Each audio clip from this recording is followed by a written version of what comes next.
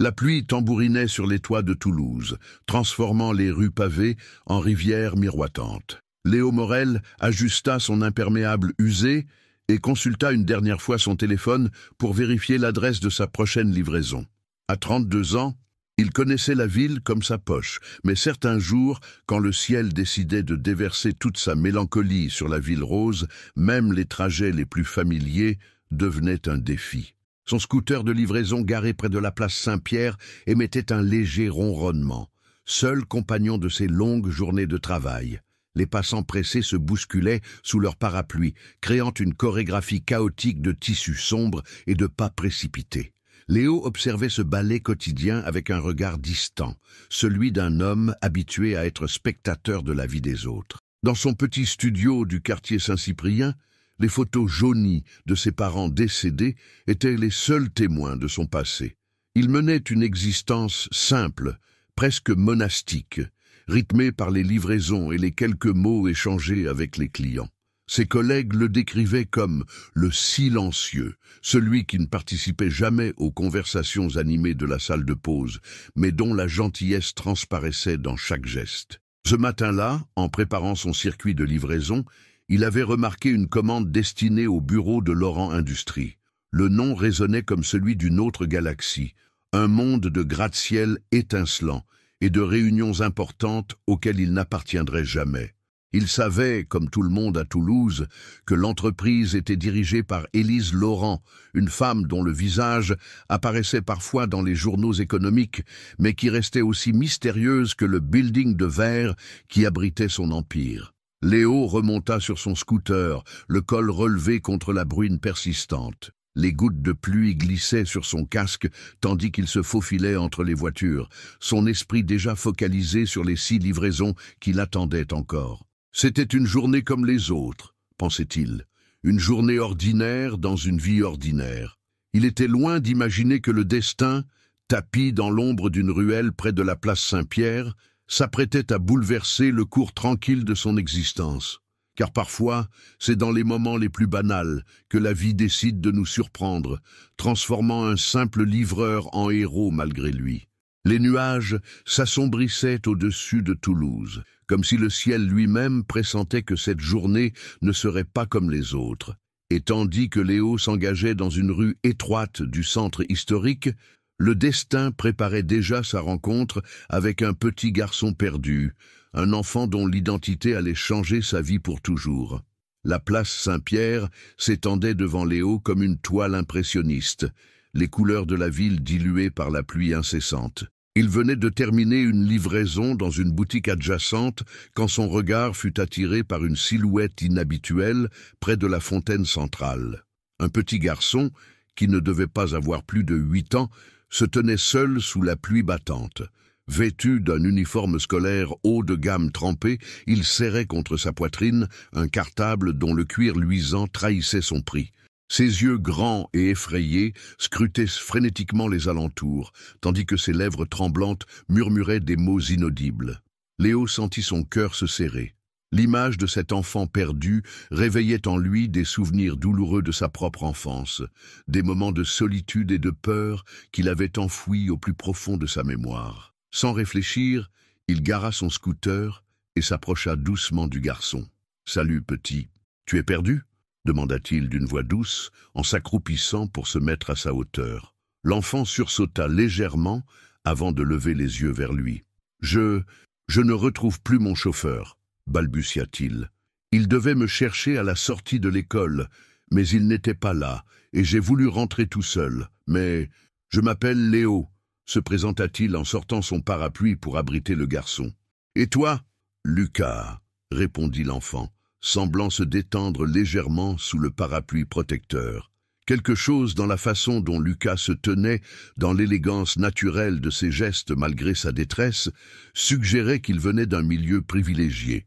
Ses chaussures italiennes et son cartable de marque en étaient des indices évidents, mais c'était surtout cette assurance subtile, même dans la peur, qui trahissait son éducation. « Tu te souviens de l'adresse de ta maison ?» demanda Léo, tout en observant les alentours, espérant apercevoir un adulte à la recherche d'un enfant.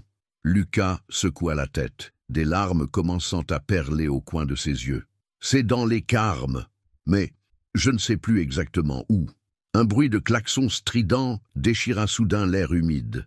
Léo leva les yeux pour voir une voiture qui dérapait sur les pavés mouillés, fonçant droit vers eux. Sans hésiter une seconde, il poussa Lucas en arrière et se jeta devant lui.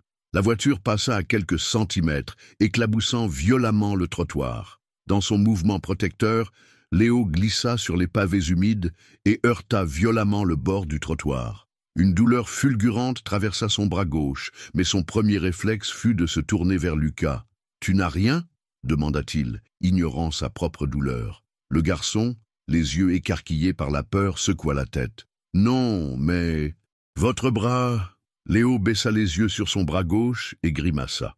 Une entaille profonde saignait abondamment, et la position étrange de son poignet ne présageait rien de bon. Déjà, une petite foule commençait à se former autour d'eux, et quelqu'un criait qu'une ambulance était en route. À travers le brouillard de la douleur, Léo entendit Lucas sortir un téléphone de son cartable. « Je dois appeler maman », dit-il d'une voix tremblante. « Elle va s'inquiéter. » Ce fut le dernier son que Léo entendit clairement avant que le monde ne commence à tourner autour de lui. Alors qu'il sombrait dans une semi-conscience, il était loin d'imaginer que ce simple acte de bravoure allait bouleverser sa vie d'une manière qu'il n'aurait jamais pu prévoir. Les néons de l'hôpital Purpan clignotaient doucement au-dessus de la tête de Léo lorsqu'il reprit conscience. La douleur dans son bras s'était transformée en un battement sourd, atténué par ce qu'il devinait être des antidouleurs.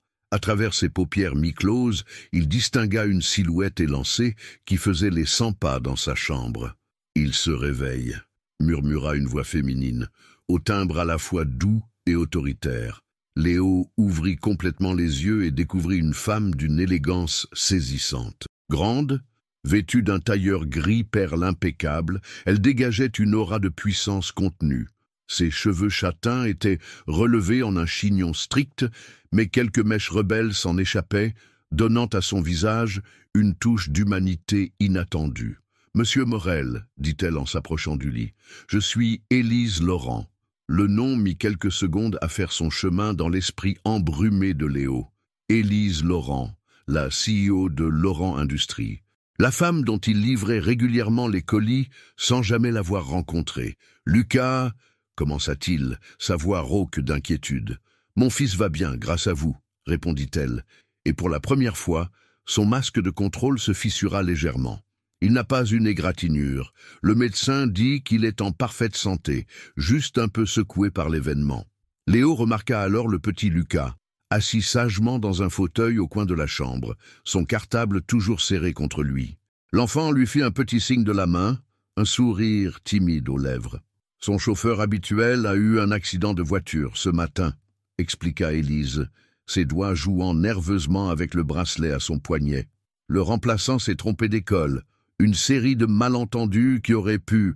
Sa voix se brisa légèrement avant qu'elle ne se reprenne. Qui aurait pu avoir des conséquences dramatiques sans votre intervention.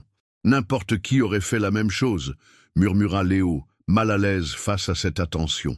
Non, coupa Élise avec une certitude absolue. N'importe qui aurait appelé la police ou, au mieux, attendu que quelqu'un d'autre prenne l'initiative.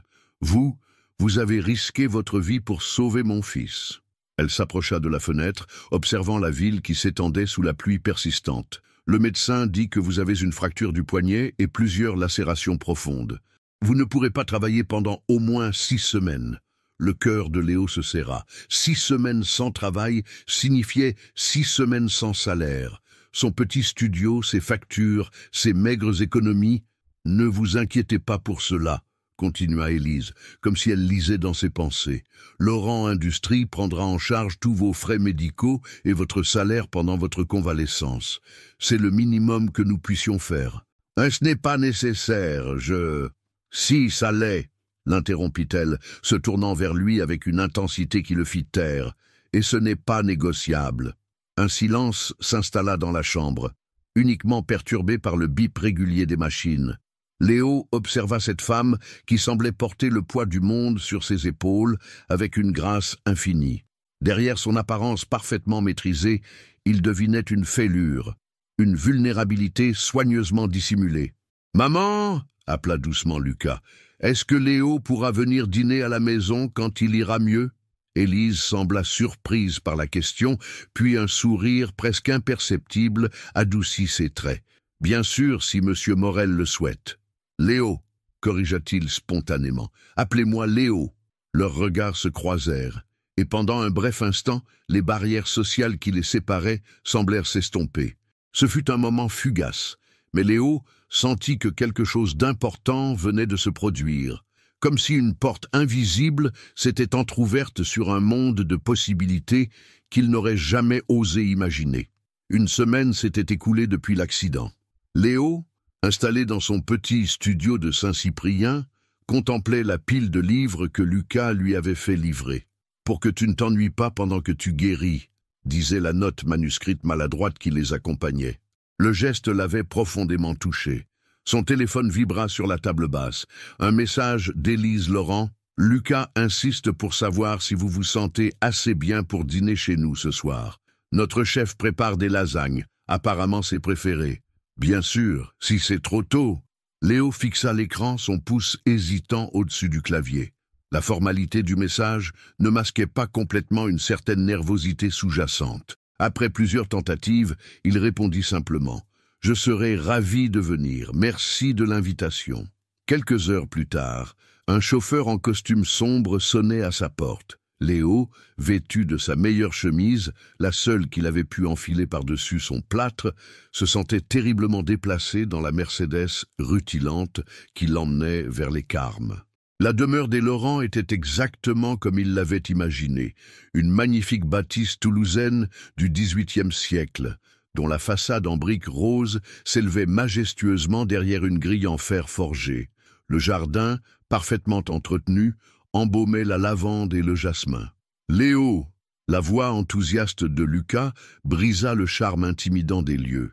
Le garçon descendait les marches du perron en courant, suivi par sa mère, qui tentait en vain de le retenir. « Lucas, doucement !» rappela Élise, mais son ton était plus amusé qu'autoritaire. Elle portait une robe simple mais élégante, ses cheveux libres cascadant sur ses épaules. Cette version plus décontractée d'elle-même la rendait étrangement plus accessible. « Je veux te montrer ma collection de voitures miniatures », annonça Lucas en saisissant la main valide de Léo. Après le dîner, tempéra Élise. « Monsieur Mo, Léo doit d'abord se reposer un peu. » Le salon où ils s'installèrent était un mélange harmonieux d'ancien et de moderne. Des tableaux contemporains côtoyaient des moulures d'époque, et les canapés en cuir profond invitaient à la détente. Sur la cheminée en marbre, Léo remarqua une photo encadrée. Élise, Lucas et un homme au sourire chaleureux qu'il devina être le défunt Marie Laurent. « Comment va votre bras ?» demanda Élise en servant 2 verres de vin rouge. « Mieux !» répondit Léo. « Les médecins sont optimistes. Papa aussi s'était cassé le bras une fois, » intervint Lucas. Il disait que ça faisait de lui un pirate. Un silence ému suivit cette déclaration.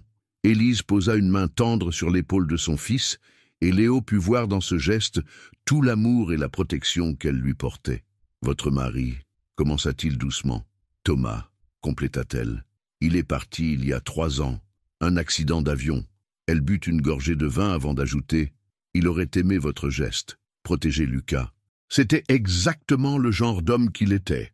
Le dîner fut servi dans une salle à manger aux proportions généreuses. Les lasagnes étaient effectivement délicieuses, et l'atmosphère se détendit progressivement. Lucas monopolisait la conversation, racontant ses aventures à l'école, ses projets de devenir astronaute ou vétérinaire. Il n'avait pas encore décidé. Léo observait la complicité entre la mère et le fils, leur façon de communiquer par petits regards et sourires complices. Il y avait quelque chose de profondément touchant dans leur relation, une vulnérabilité partagée qui les rendait plus humains que l'image publique des Laurent ne le laissait supposer. « Et vous, Léo ?» demanda Élise, alors que le dessert était servi. « Avez-vous toujours voulu être livreur ?» La question aurait pu être condescendante, mais son ton était empreint d'une curiosité sincère. « Non, » admit-il, « j'ai fait des études d'architecture. Mais quand mes parents sont décédés, j'ai dû abandonner pour trouver du travail rapidement. Les dettes, vous savez. » Il s'arrêta, conscient d'avoir peut-être trop parlé.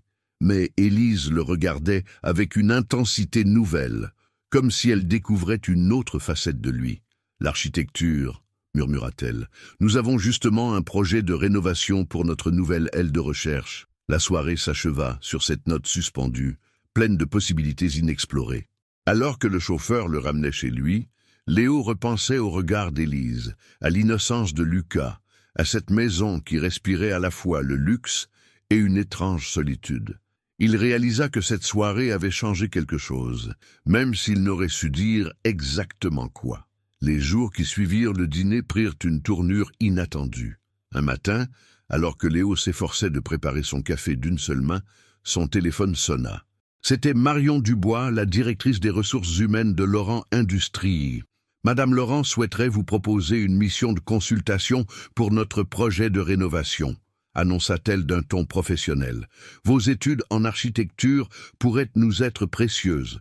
Bien sûr, cela ne commencerait qu'après votre convalescence. » Léo resta silencieux un moment, son café oublié fumant sur le comptoir. « Je n'ai pas terminé mes études », finit-il par répondre. « Madame Laurent est au courant. Elle pense que votre perspective différente pourrait être un atout. » La proposition était généreuse. Trop peut-être. Léo ne pouvait s'empêcher de se demander si c'était de la pitié, une façon élégante de le remercier pour avoir sauvé Lucas. Pourtant, quelque chose dans la façon dont Élise avait parlé d'architecture ce soir-là lui suggérait une sincérité plus profonde. « J'aimerais en discuter directement avec Madame Laurent, » dit-il finalement. Il y eut un bref silence à l'autre bout de la ligne. « Je vais organiser cela, » répondit Marion, une note de surprise dans la voix. 2 jours plus tard, Léo se retrouva dans le bureau d'Élise Laurent, au dernier étage de la tour de verre qui abritait le siège de son entreprise. La vue sur Toulouse était à couper le souffle, la Garonne serpentant paresseusement entre les bâtiments historiques. « Vous avez des doutes ?» constata Élise sans préambule, lui faisant signe de s'asseoir dans l'un des fauteuils en cuir face à son bureau. « Je ne veux pas de faveur, » répondit-il directement. « Pas par gratitude pour Lucas. » Un sourire fugace passa sur les lèvres d'Élise. « La gratitude a peut-être ouvert une porte, Léo, mais ce n'est pas elle qui vous fera rester. J'ai vu vos croquis. » « Mes croquis ?» Elle sortit d'un tiroir le carnet que Lucas lui avait emprunté pendant le dîner. Léo l'avait cherché partout, pensant l'avoir égaré. Sur les pages ouvertes, ses dessins du vieux Toulouse s'étalaient, mélangeant technique architecturale et vision artistique personnelle. « Vous avez un regard unique sur la ville, » continua Élise. « Vous voyez ce que d'autres, trop habitués aux grands projets clinquants, ont oublié. L'âme des lieux, leur histoire, leur humanité. » Elle se leva et s'approcha de la baie vitrée. Notre nouveau centre de recherche ne doit pas être qu'un autre bloc de verre et d'acier. Il doit s'intégrer dans le tissu urbain, respecter l'esprit de Toulouse. C'est ce regard que je veux. Léo feuilleta son carnet, redécouvrant ses propres dessins avec un œil nouveau. « Et le fait que je n'ai pas de diplôme, vous travaillerez avec notre équipe d'architectes. Ils apporteront l'expertise technique, vous apporterez la vision. » Elle se tourna vers lui. « À moins que vous ne préfériez continuer les livraisons. » Il y avait dans sa voix une pointe de défi qui le fit sourire malgré lui. « Vous êtes toujours aussi direct ? » « Seulement quand je sais ce que je veux, » répondit-elle, et pendant un instant, leurs regards se croisèrent avec une intensité troublante. Léo baissa les yeux vers son carnet, conscient du rouge qui lui montait aux joues. « D'accord, » dit-il simplement. « J'accepte. Parfait. Vous commencerez lundi prochain. » Et Léo, elle hésita un instant. « Lucas serait ravi que vous veniez dîner à nouveau. Il n'arrête pas de parler de vous. » Seulement Lucas ? La question lui échappa avant qu'il puisse la retenir. Élise le regarda longuement, son visage indéchiffrable. « Le dîner est à 19h30, répondit-elle finalement, un léger sourire aux lèvres. En quittant la tour, Léo sentit que sa vie prenait un tournant qu'il n'aurait jamais osé imaginer quelques semaines plus tôt. Les murs invisibles qui séparaient leur monde commençaient peut-être à s'effriter, mais d'autres barrières, plus subtiles et plus personnelles, restaient encore à franchir. Le premier mois de Léo chez Laurent Industries fut une succession de découvertes et de défis. Son bureau, situé au département d'architecture, offrait une vue sur les toits de Toulouse qui l'inspirait chaque matin. Ses collègues, d'abord distants, s'étaient progressivement habitués à sa présence et à ses idées peu conventionnelles. Ce matin-là, Léo présentait ses premières esquisses pour le centre de recherche. La salle de conférence était remplie d'architectes chevronnés et de cadres supérieurs. Son bras, libéré du plâtre depuis peu, était encore raide, mais il manipulait ses documents avec une assurance croissante. L'idée est d'intégrer l'histoire de Toulouse dans chaque aspect du bâtiment, expliquait-il, projetant ses croquis sur l'écran. Les briques roses traditionnelles seront réinterprétées dans un design moderne, créant un dialogue entre passé et présent. Il sentait le regard d'Élise sur lui depuis le fond de la salle. Elle assistait rarement aux réunions préliminaires, mais aujourd'hui, elle avait fait une exception. Sa présence le rendait à la fois nerveux et étrangement confiant. « C'est inhabituel », commenta Philippe Mercier, le chef du département d'architecture, en ajustant ses lunettes. « Mais je dois admettre que c'est fascinant, ces courbes ici, la façon dont elles épousent le paysage urbain. » La réunion se prolongea, les questions techniques s'enchaînant. Léo répondait avec une passion qui surprenait même les plus sceptiques. Quand la salle commença à se vider, Élise s'attarda, feuilletant les croquis éparpillés sur la table. « Vous aviez raison, » dit-elle doucement. « C'est exactement ce dont nous avions besoin. »« Merci, » répondit Léo, commençant à rassembler ses documents. Lucas a adoré les dessins préliminaires. Il dit que ça ressemble à un château du futur. Le visage d'Élise s'illumina à la mention de son fils. « Il ne parle que de vous, vous savez.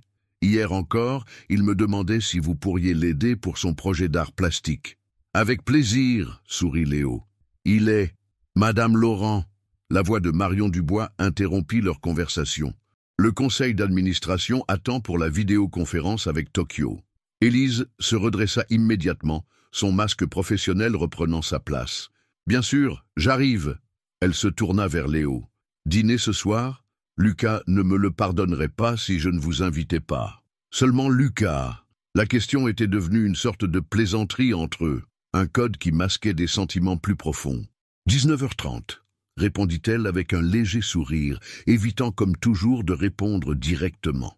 Les dîners chez les Laurent étaient devenus une habitude hebdomadaire. Lucas monopolisait souvent la conversation, mais les moments où l'enfant s'éclipsait pour jouer ou faire ses devoirs créaient un espace différent, plus intime, entre Léo et Élise. Ce soir-là, après que Lucas fut monté se coucher, ils se retrouvèrent sur la terrasse. L'air était doux, parfumé par les jasmins qui grimpaient sur la pergola. « Comment faites-vous » demanda soudain Élise, faisant tourner distraitement son verre de vin. « Comment je fais quoi pour être si naturel avec Lucas, avec les architectes, avec moi? Vous passez d'un monde à l'autre comme si les barrières n'existaient pas. » Léo réfléchit un moment. « Peut-être parce que je n'ai plus rien à perdre. Quand on a tout perdu une fois, les conventions sociales semblent moins importantes. » Élise le regarda longuement. « J'aimerais avoir ce courage, » murmura-t-elle. « Mais j'ai tellement à protéger. Lucas, l'entreprise, la mémoire de Thomas. La protection n'exclut pas le bonheur, Élise. » C'était la première fois qu'il utilisait son prénom sans y être invité. Le silence qui suivit était chargé d'émotions non dites. « Je devrais y aller, » dit-il finalement, se levant. « Il se fait tard. » Élise l'accompagna jusqu'à la porte, leurs pas résonnant dans la maison endormie. Sur le perron, elle hésita, comme si elle voulait dire quelque chose. Mais le moment passa, et Léo partit dans la nuit, portant avec lui le poids des mots non prononcés et des sentiments inavoués. Dans sa voiture, le chauffeur habituel le regardait dans le rétroviseur avec une expression compatissante. Il avait été le chauffeur de Thomas Laurent, et il reconnaissait les signes. Les murs commençaient peut-être à se fissurer, mais certaines barrières étaient plus difficiles à abattre que d'autres. Le projet du centre de recherche avançait rapidement, et avec lui, la réputation de Léo grandissait au sein de Laurent Industries. Un matin d'automne, alors qu'il travaillait sur les derniers détails de la façade, Philippe Mercier frappa à la porte de son bureau. « Le musée des Augustins organise une exposition sur l'évolution architecturale de Toulouse », annonça-t-il. Ils ont vu vos croquis du projet et souhaitent les exposer, ainsi que vos dessins personnels du vieux Toulouse. Léo leva les yeux de son ordinateur, surpris. Mes dessins personnels? Apparemment, Madame Laurent leur a montré votre carnet. Ils sont impressionnés par votre vision de la ville. Cette nouvelle déclencha en Léo un mélange d'émotions contradictoires. La reconnaissance professionnelle qu'il n'avait jamais osé espérer se mêlait à une certaine appréhension. Ses dessins personnels étaient comme un journal intime visuel, révélant sa façon de voir le monde. Le soir même, lors du dîner hebdomadaire chez les Laurent, Lucas était particulièrement excité. « Maman dit que tes dessins vont être dans un musée », s'exclama-t-il. « Est-ce que tu vas dessiner mon portrait aussi ?» Élise, qui découpait la viande dans l'assiette de son fils, sourit. « Lucas, laisse Léo respirer.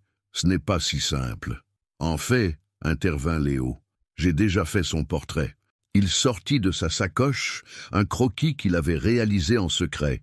Lucas, assis dans le jardin, concentré sur ses devoirs, un rayon de soleil jouant dans ses cheveux. L'enfant saisit le dessin avec émerveillement. « Maman, regarde, on dirait vraiment moi. » Élise se pencha pour examiner le croquis, et Léo vit ses yeux s'embuer légèrement. Le dessin capturait non seulement la ressemblance physique de Lucas, mais aussi cette innocence précieuse qui le caractérisait. Plus tard, après que Lucas fut monté se coucher, ils s'installèrent dans le salon. Le feu dans la cheminée créait une atmosphère chaleureuse, presque intime. « Pourquoi ne m'avez-vous pas dit que vous aviez montré mon carnet au musée ?» demanda doucement Léo. Élise, qui contemplait les flammes, mit un moment à répondre. « J'avais peur que vous refusiez. Vos dessins, ils méritent d'être vus, Léo. Ils racontent une histoire que peu de gens savent voir. Quelle histoire? Celle d'un homme qui voit la beauté là où d'autres ne voient que l'ordinaire, qui transforme le quotidien en quelque chose de magique. » Elle se tourna vers lui, la lueur du feu dansant sur son visage. « Comme vous l'avez fait avec nos vies. » Le cœur de Léo manqua un battement. C'était la première fois qu'Élise faisait une allusion aussi directe à l'impact qu'il avait eu sur eux. « Je peux voir le carnet ?» demanda-t-elle soudain. Il le lui tendit, et elle commença à le feuilleter lentement. Ses doigts s'arrêtèrent sur une page qu'il avait espéré qu'elle ne verrait pas, un portrait d'elle, réalisé lors d'une réunion. Il l'avait dessiné absorbé dans ses pensées, et le croquis capturait cette vulnérabilité qu'elle cachait si bien au monde. « C'est comme ça que vous me voyez ?» murmura-t-elle. « C'est comme ça que vous êtes, quand vous pensez que personne ne regarde. » Leurs regards se croisèrent, et pendant un instant, toutes les barrières qu'ils avaient soigneusement maintenues semblèrent s'effondrer. Élise tendit la main, effleurant doucement la joue de Léo. « J'ai peur, » avoua-t-elle dans un souffle. « De quoi ?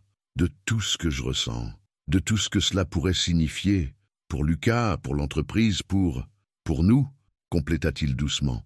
Elle hocha la tête, retirant sa main mais restant proche. Ce n'est pas aussi simple que dans vos dessins, Léo.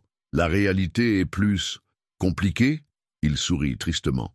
Je sais, mais parfois, la simplicité d'un trait de crayon peut dire plus de vérité que tous les discours du monde. Le silence qui suivit était rempli de non-dits, de possibilités et de craintes. Au-dessus de la cheminée, la photo de Thomas Laurent semblait les observer, témoin silencieux de ce moment de vulnérabilité partagée. Le vernissage de l'exposition approchait, et avec lui, une nervosité croissante s'emparait de Léo. Ses dessins, témoins silencieux de son regard sur Toulouse et ses habitants, allaient être exposés aux yeux de tous. Le musée des Augustins avait décidé de consacrer une salle entière à son travail, mêlant ses croquis du vieux Toulouse au plan du nouveau centre de recherche. Un après-midi, alors qu'il supervisait l'accrochage de ses œuvres, une voix familière le fit sursauter. Papa aurait adoré ça. Lucas se tenait dans l'encadrement de la porte, tenant la main d'Élise. Il n'était pas censé être là. L'exposition n'ouvrait que dans 2 jours, mais visiblement, être la CEO de Laurent Industries avait ses privilèges. « Tu crois ?» demanda doucement Léo, s'accroupissant à la hauteur du garçon. « Oui, il disait toujours que l'architecture, c'est comme de la poésie en 3 dimensions. » Lucas récita ces mots comme une leçon précieusement conservée. Il dessinait aussi, tu sais. Élise s'approcha, posant une main protectrice sur l'épaule de son fils. « Thomas avait un carnet similaire au vôtre, expliqua-t-elle. Il croquait la ville pendant ses pauses déjeuner. Cette révélation créa un moment de flottement. Léo regarda Élise, cherchant dans ses yeux un signe de malaise, mais il n'y trouva qu'une douce mélancolie. « Je peux vous le montrer », proposa Lucas avec enthousiasme. « Il est dans le bureau de maman. » Plus tard, ce soir-là, après que Lucas eut insisté pour qu'ils dînent tous ensemble, ils se retrouvèrent dans le bureau de Thomas. La pièce, préservée comme un sanctuaire, respirait une élégance masculine. Des photos de famille ornaient les murs, témoignant d'une vie heureuse brutalement interrompue.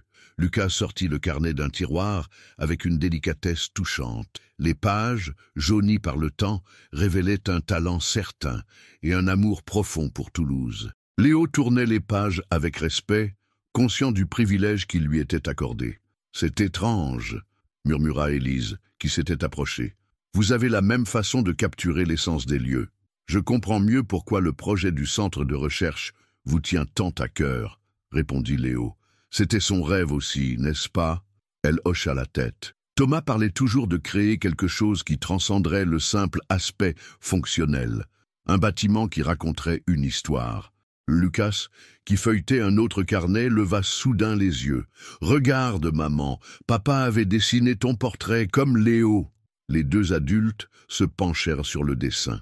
La ressemblance était frappante, non pas tant dans le style que dans l'émotion capturée. Comme Léo, Thomas avait su voir au-delà du masque professionnel d'Élise. « Il vous aurait apprécié, » dit-elle doucement à Léo. « Votre intégrité, votre passion. Il aurait compris pourquoi. » Elle s'interrompit, mais ses yeux parlaient pour elle.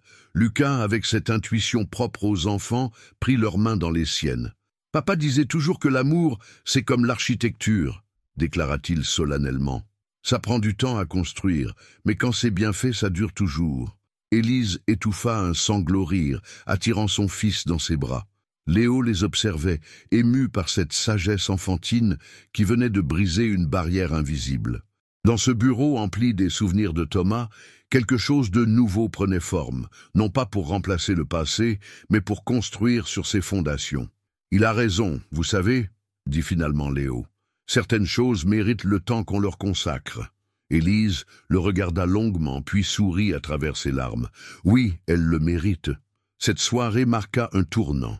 Le fantôme de Thomas n'était plus une ombre menaçante planant sur leur relation naissante, mais un témoin bienveillant de cette nouvelle histoire qui s'écrivait. Dans son carnet, Léo avait souvent dessiné des ponts entre les quartiers, entre les époques. Ce soir-là, il comprit qu'il était lui-même devenu un pont, reliant passé et présent, douleur et espoir, solitude et amour. Le soir du vernissage arriva, transformant le musée des Augustins en une ruche bourdonnante d'activités.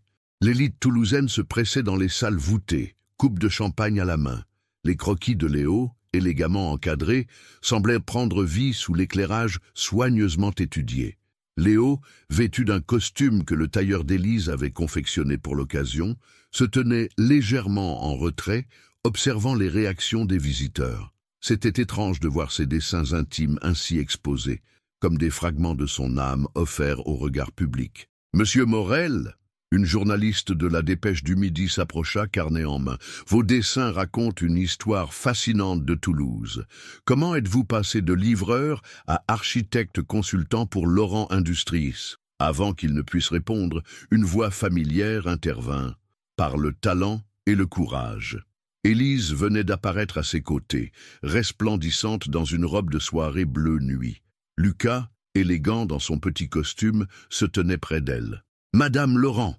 La journaliste changea immédiatement de focus. « Est-ce vrai que Monsieur Morel a sauvé votre fils ?»« C'est vrai, » répondit Lucas avec enthousiasme avant que sa mère ne puisse intervenir. « Il m'a protégé d'une voiture, comme un super-héros. » La journaliste sourit, charmée par la spontanéité de l'enfant. « Et maintenant, il dessine votre nouveau centre de recherche ?»« Il fait bien plus que ça, » répondit Élise. « Il nous aide à voir notre ville différemment. Regardez ce dessin, par exemple. » Elle conduisit la journaliste vers un grand croquis montrant la fusion entre l'architecture traditionnelle toulousaine et le design moderne du futur centre. Léo les suivit. écoutant Élise parler de son travail avec une passion qui le touchait profondément. « Tu as dessiné ça aussi ?» demanda Lucas, tirant doucement sur sa manche et pointant vers un petit croquis dans un coin. C'était une esquisse rapide d'Élise et Lucas dans leur jardin, un moment de tendresse capturé sur le papier. Léo n'avait même pas réalisé que ce dessin avait été inclus dans l'exposition. « C'est l'un de mes préférés », murmura-t-il. La soirée avançait, et les invités circulaient entre les œuvres, commentant, admirant, questionnant.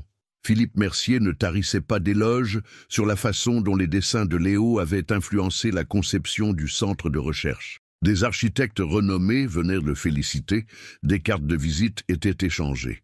Vers la fin de la soirée, alors que la foule commençait à s'éclaircir, Léo trouva un moment de répit dans une alcôve tranquille.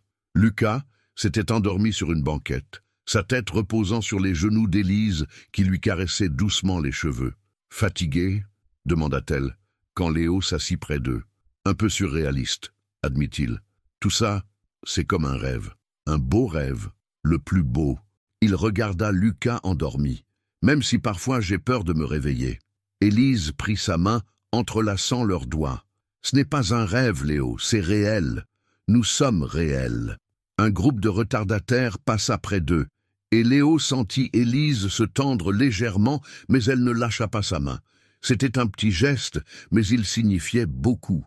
Pour la première fois, elle n'essayait pas de cacher ce qui se développait entre eux. « J'ai quelque chose à te montrer, » dit-elle soudain, utilisant pour la première fois le tutoiement.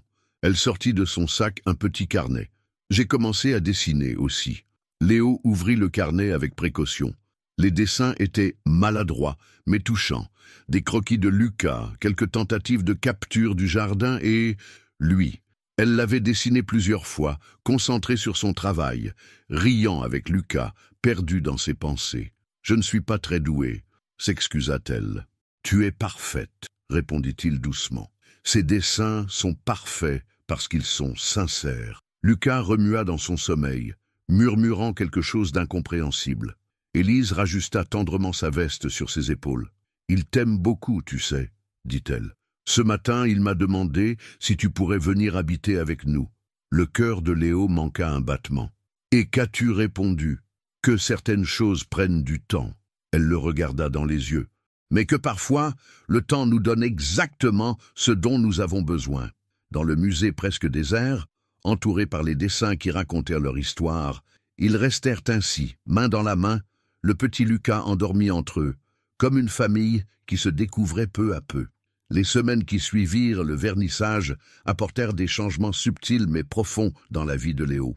Son petit studio de Saint-Cyprien lui semblait de plus en plus vide, surtout les soirs où il ne dînait pas chez les Laurent. Le succès de l'exposition avait propulsé sa carrière. Plusieurs cabinets d'architecture prestigieux lui avaient proposé des collaborations, mais son cœur restait attaché au projet du centre de recherche. Un samedi matin, alors qu'il travaillait sur les derniers détails du bâtiment, son téléphone vibra. Un message d'Élise. « Lucas insiste pour faire un pique-nique au jardin des plantes. Il dit que c'est le temps idéal pour dessiner en plein air. Tu nous rejoins ?» Le parc était paisible, baigné dans la lumière dorée d'octobre. Lucas avait étalé une grande couverture sous un platane centenaire et disposait déjà son matériel de dessin avec un sérieux touchant. « J'ai pris les mêmes crayons que toi », annonça-t-il fièrement quand Léo s'assit près d'eux. Élise, détendue dans une tenue décontractée, sortait des sandwichs et une bouteille de citronnade d'un panier en osier. Elle semblait différente ici, loin des bureaux de Laurent Industries, comme si elle laissait tomber un masque. « Lucas m'a réveillé à 7 heures ce matin pour être sûr qu'on ne rate pas la bonne lumière, » dit-elle en riant. « Il prend son rôle d'artiste très au sérieux. »« La lumière est importante, » affirma Lucas avec conviction, concentré sur son dessin. Léo me l'a expliqué. Ils passèrent la matinée à dessiner ensemble. Léo montrait à Lucas comment capturer les ombres des arbres, pendant qu'Élise tentait de reproduire la fontaine baroque du jardin. L'atmosphère était légère, remplie de rires et de petites taquineries sur leurs talents respectifs. « Maman dessine mieux quand elle ne réfléchit pas trop », observa Lucas avec cette franchise enfantine qui faisait souvent mouche. « Comme dans beaucoup de choses », ajouta doucement Léo, échangeant un regard complice avec Élise. Vers midi, alors que Lucas était parti nourrir les canards avec du pain que le gardien leur avait donné, Élise se rapprocha de Léo. « J'ai reçu une proposition pour étendre Laurent Industries à l'international, dit-elle. Un nouveau siège à Singapour. » Le cœur de Léo se serra. « Tu vas partir ?» Elle secoua la tête. « J'ai refusé. Ma vie est ici, à Toulouse. Notre vie. » Elle prit sa main. « Je ne veux plus fuir ce qui me fait peur, ou ce qui me rend heureuse. » « Et qu'est-ce qui te rend heureuse ?» demanda-t-il, le cœur battant. « Ça !» répondit-elle en désignant leur petit groupe improvisé. « Ces moments simples. Lucas qui s'épanouit. Toi qui nous apprends à voir le monde différemment. Nous. » Lucas revint en courant, brandissant un dessin des canards. « Regardez, j'ai essayé de faire comme Léo avec les reflets dans l'eau. C'est magnifique, mon cœur, » dit Élise en l'attirant contre elle. Puis, après un moment d'hésitation, « Que dirais-tu si Léo venait plus souvent à la maison ?»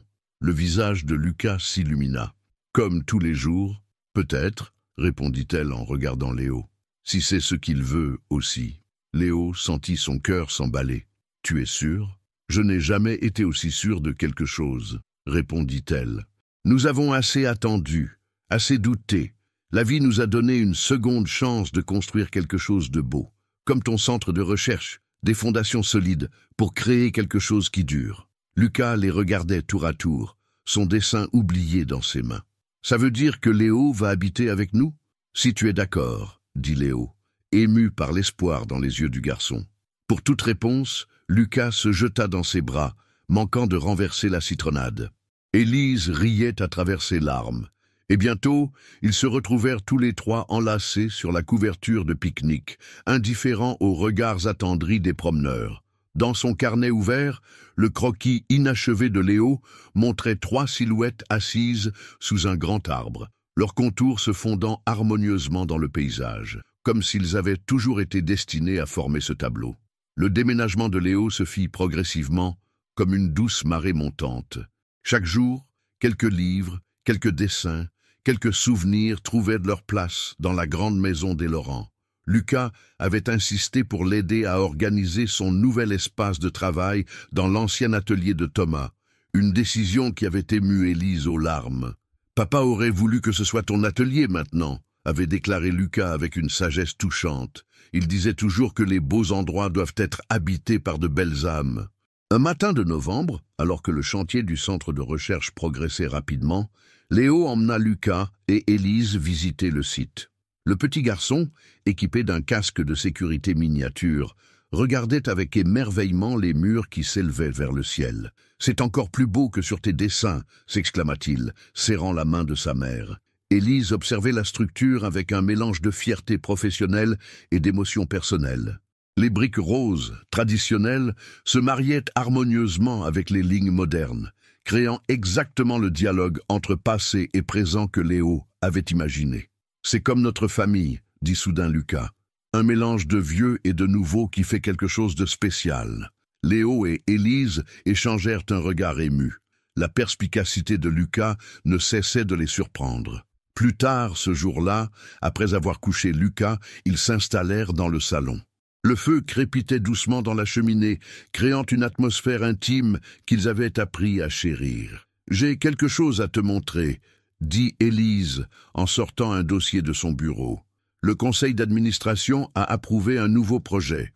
Elle étala des plans sur la table basse. C'était un projet de rénovation urbaine, visant à transformer un ancien quartier industriel en espace culturel et résidentiel. « Ils veulent que tu diriges l'équipe d'architecture », continua-t-elle. « Plus de consultants cette fois, un vrai poste de directeur créatif. » Léo examina les documents, stupéfait. « Mais mon diplôme, l'Université de Toulouse a examiné ton portfolio et ton travail sur le centre de recherche. Ils sont prêts à valider tes acquis professionnels. Tu pourrais avoir ton diplôme d'architecte en moins d'1 an tout en travaillant sur ce projet. » Il la regarda, bouleversé par ce qu'elle avait organisé en secret. « Tu as fait tout ça pour moi ?»« Non, » répondit-elle en prenant sa main. « Pour nous, pour notre famille, pour l'avenir que nous construisons ensemble. » Elle se blottit contre lui. Et ils restèrent un moment en silence, contemplant les plans étalés devant eux. C'était plus qu'un projet professionnel, c'était le symbole de leur nouvelle vie. « Tu sais, » dit Léo après un moment, « Lucas avait raison ce matin. Notre famille est comme ce centre de recherche. Nous prenons ce qui était beau dans le passé, nous l'honorons, et nous construisons quelque chose de nouveau dessus. Quelque chose qui respecte ce qui était tout en embrassant ce qui peut être. » Élise hocha la tête, émue. Thomas aurait aimé cette métaphore. Il croyait que l'architecture devait raconter des histoires. Et notre histoire ne fait que commencer, compléta Léo en l'embrassant tendrement. Au-dessus d'eux, ils entendirent les pas légers de Lucas qui, manifestement, n'arrivait pas à dormir. Bientôt, il apparut dans l'escalier, son carnet de dessin serré contre lui. « Je n'arrive pas à dormir, » annonça-t-il. « Je pense trop au bâtiment. J'ai envie de le dessiner. » Au lieu de le renvoyer au lit, Élise tapota le canapé entre eux. Lucas s'y glissa avec bonheur, ouvrant son carnet sur ses genoux. Ensemble, ils commencèrent à dessiner, ajoutant chacun leur touche au croquis du centre de recherche, transformant un simple dessin d'architecture en portrait de famille. L'hiver s'était installé sur Toulouse, enveloppant la ville d'une lumière cristalline que Léo aimait particulièrement dessiner. Le centre de recherche était presque terminé, sa silhouette élégante se découpant sur le ciel pâle de décembre. Dans quelques jours aurait lieu l'inauguration officielle, un événement que toute la ville attendait avec impatience. Ce matin-là, Lucas entra dans l'atelier de Léo, un air mystérieux sur le visage. « J'ai eu une idée pour le centre », annonça-t-il solennellement. « Mais c'est un secret. Tu promets de ne pas le dire à maman ?» Intrigué, Léo posa son crayon. « Je promets. » Lucas sortit de son cartable un dessin soigneusement plié. C'était un croquis maladroit mais touchant du hall d'entrée du centre, avec une modification. Sur l'un des murs, il avait dessiné 3 silhouettes stylisées. « C'est nous, » expliqua-t-il. « Toi, maman et moi. » Et là, il pointa un petit détail dans le coin. « C'est papa qui nous regarde et qui sourit. » Léo sentit sa gorge se serrer. « C'est une très belle idée, Lucas. Tu crois qu'on pourrait le faire ? Comme une fresque, mais en tout petit, que seuls ceux qui savent peuvent voir. »« Je pense que c'est possible, » répondit Léo, déjà en train de réfléchir à la façon d'intégrer subtilement ce détail dans le design final. Les jours suivants furent consacrés aux derniers préparatifs. Élise, absorbée par l'organisation de l'inauguration, ne remarqua pas les petites réunions secrètes entre Léo et Lucas, ni leurs chuchotements complices. La veille de l'inauguration, alors qu'Élise était encore au bureau, Léo emmena Lucas au centre. Un artisan de confiance les attendait, et ensemble, ils créèrent la petite fresque, discrètement intégrée dans les motifs décoratifs du hall. Vue de loin, elle se fondait parfaitement dans le design général, mais de près, on pouvait distinguer les 4 silhouettes comme une signature cachée de leur famille. « C'est parfait », murmura Lucas, les yeux brillants. Maintenant, le bâtiment a vraiment une âme.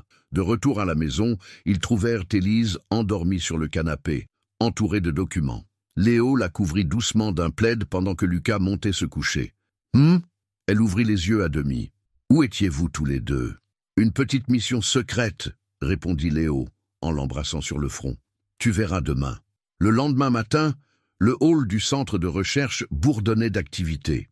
Les invités affluaient. Personnalités politiques, journalistes, architectes renommés. Philippe Mercier ne tarissait pas d'éloges sur l'innovation du design, tandis que les photographes capturaient chaque détail du bâtiment. Élise, élégante dans son tailleur crème, s'apprêtait à prononcer son discours d'inauguration quand Lucas tira doucement sur sa manche. « Maman, viens voir quelque chose avant », chuchota-t-il. Il la conduisit vers le mur où se trouvait la fresque. Au début, elle ne vit rien de particulier, puis son regard s'arrêta sur les silhouettes. Ses yeux s'emplirent de larmes quand elle reconnut ce qu'elles représentaient. « C'était l'idée de Lucas », expliqua doucement Léo. « Il voulait que notre famille fasse partie de l'âme du bâtiment. » Élise s'agenouilla pour serrer son fils dans ses bras, puis attira Léo dans leur étreinte. Pendant un moment, ils restèrent ainsi, indifférents à l'agitation autour d'eux, unis dans ce petit secret partagé. « Maintenant, » dit Lucas en essuyant les yeux de sa mère, « tu peux faire ton discours. Le bâtiment est vraiment complet. Élise monta sur l'estrade, son émotion à peine contenue. Son discours, préparé depuis des semaines, fut différent de ce qu'elle avait prévu. Elle parla de vision, d'amour, de famille et de la façon dont l'architecture pouvait créer des ponts entre les cœurs comme entre les époques. Dans l'assemblée, Léo et Lucas échangèrent un regard complice. Leur petit secret était là, inscrit dans la pierre, témoin silencieux de leur histoire extraordinaire. Le succès du centre de recherche dépassait toutes les attentes.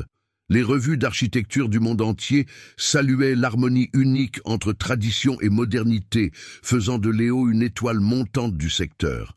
Mais ce soir-là, assis dans le jardin des Laurents par une douce soirée de printemps, ses pensées étaient ailleurs. Lucas, allongé sur une couverture, dessinait avec application. Depuis quelques semaines, il travaillait sur un projet mystérieux qu'il refusait de montrer avant qu'il ne soit terminé.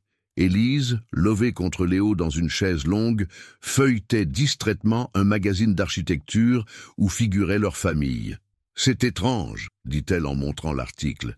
Ils nous décrivent comme « la famille qui redessine Toulouse », comme si notre histoire personnelle et professionnelle ne faisait qu'une. « N'est-ce pas le cas ?» répondit Léo en jouant avec une mèche de ses cheveux. « Chaque ligne que nous dessinons raconte notre histoire. » Lucas leva soudain la tête de son carnet. « J'ai fini » annonça-t-il triomphalement. Il se leva et vint leur montrer son dessin. C'était une représentation touchante de leur maison, mais avec des modifications imaginatives. Un atelier plus grand pour Léo, une serre pour les plantes d'Élise et une cabane dans l'arbre pour lui-même. « C'est notre maison dans le futur », expliqua-t-il, « quand on sera encore plus une famille. » Élise et Léo échangèrent un regard ému. Depuis quelques semaines, ils avaient entamé des discussions discrètes avec un avocat pour que Léo puisse officiellement adopter Lucas. « C'est un très beau dessin, mon cœur, » dit Élise en attirant son fils contre elle. « Tu as vraiment le don de voir l'avenir. »« Comme papa, » répondit Lucas avec un sourire serein. Il voyait toujours les belles choses avant qu'elles n'arrivent. Léo sentit Élise se raidir légèrement à cette mention de Thomas, mais c'était différent maintenant. La douleur s'était transformée en une douce nostalgie, un souvenir précieux qui avait sa place dans leur présent. « D'ailleurs, » continua Lucas en sortant quelque chose de son cartable, « j'ai retrouvé ça dans le bureau de papa. C'était une vieille enveloppe, jaunie par le temps. À l'intérieur, une lettre et un dessin, une esquisse de la maison, similaire à celle que Lucas venait de faire, avec des projets d'agrandissement jamais réalisés. Thomas avait les mêmes rêves, murmura Élise, les yeux brillants. Il voulait que cette maison grandisse avec notre famille. Léo prit sa main, entrelaçant leurs doigts.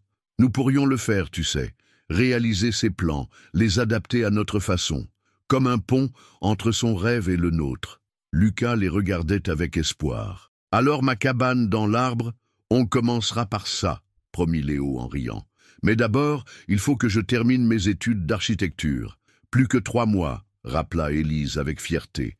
Et ensuite, nous dessinerons notre avenir, compléta Léo. Ensemble. La nuit tombait doucement sur le jardin, les étoiles apparaissant une à une dans le ciel toulousain. Lucas s'était blotti entre eux, son carnet de dessins serré contre lui.